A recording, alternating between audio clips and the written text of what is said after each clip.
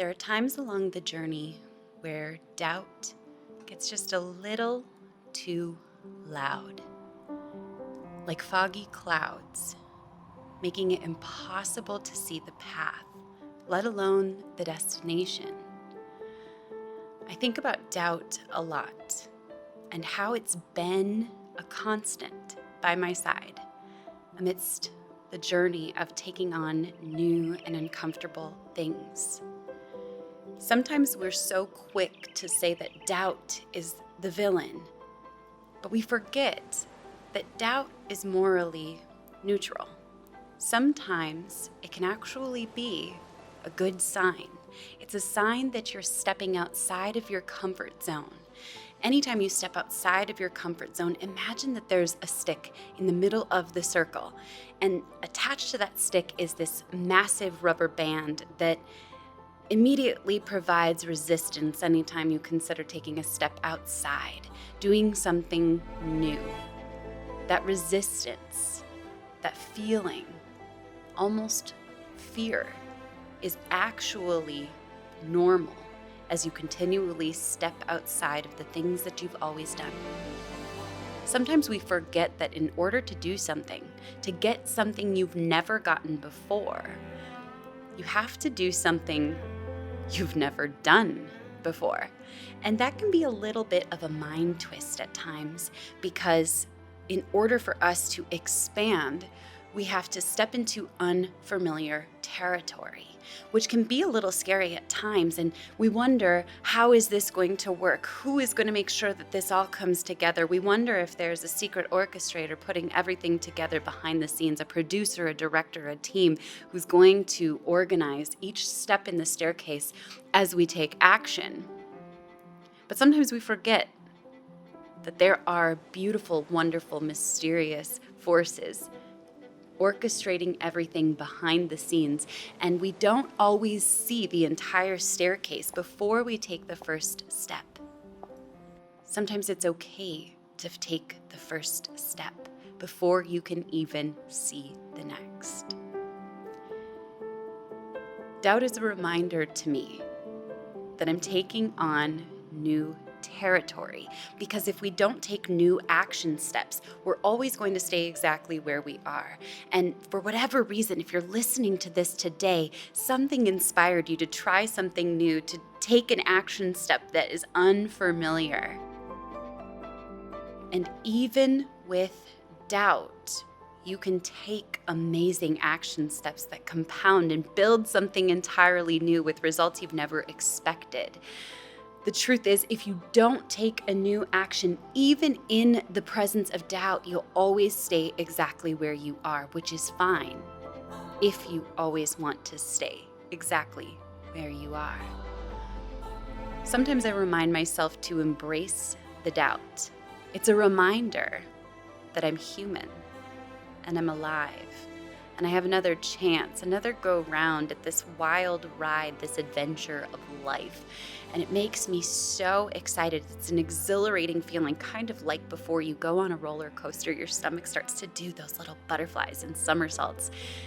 It's a beautiful reminder that we have an opportunity to make a choice, to move forward, to try something exciting and terrifying, sometimes both.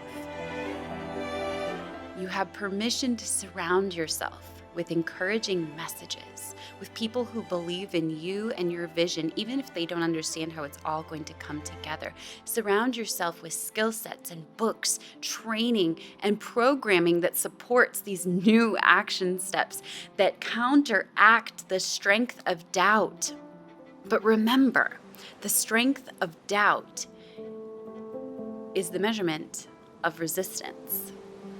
Oftentimes, as Joseph Campbell said famously, it is the cave that you most fear entering that holds the treasure you desire most. And I think about that often. I remind myself that the size of the doubt I'm experiencing is oftentimes quite proportionate to the size of the success and reward on the other side of these action steps. And sometimes, no matter how we wrestle with doubt, no matter how we think about all of the things that we want, the dreams, the vision, we rationalize and we try to argue, plead, beg with our doubt to just disappear so we could take action. Sometimes doubt is going to be a constant, like a passenger riding shotgun trying to give you directions.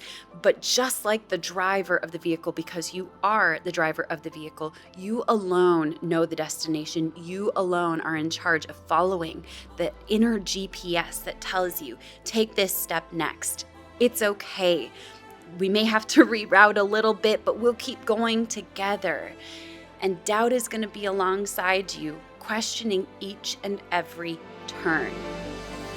But if doubt were really that strong, wouldn't it be the driver? It's just a guest. It's just a passenger. It is not in charge. When the voice of doubt gets too loud and reasoning doesn't work, I love to follow the Mel Robbins advice of counting down and taking action. Sometimes this can be extremely helpful when the hours pass, fighting with doubt, wrestling with it, getting dirty, getting stuck in the mud. Sometimes we have to stand up and say, it is time to take action. I'm going to count it down, 5, 4, 3, 2, 1. This is it. Let's go. And sometimes it's helpful to have a conversation, verbally or in your journal, with doubt. Sometimes I will ask doubt to just wait in the other room until I'm done taking action. Don't worry, doubt. I won't forget about you. I know that you're really just trying to keep me safe. But right now, I feel confident about these next steps. I'm certain that this is where we need to go. So I'm going to pause you for a moment as I take a few action steps that are uncomfortable, unfamiliar, and while I'm certain these action steps are not. But most importantly, remember that the best way to beat doubt is by taking action fast. Move so fast that doubt doesn't have time to formulate or calculate its agreements or arguments, rather, for all the reasons why you should play small. Doubt is normal. Doing something out of your ordinary isn't normal. Embrace the fear and take action. And remember, you can take massive steps, even baby steps that compound, even in the presence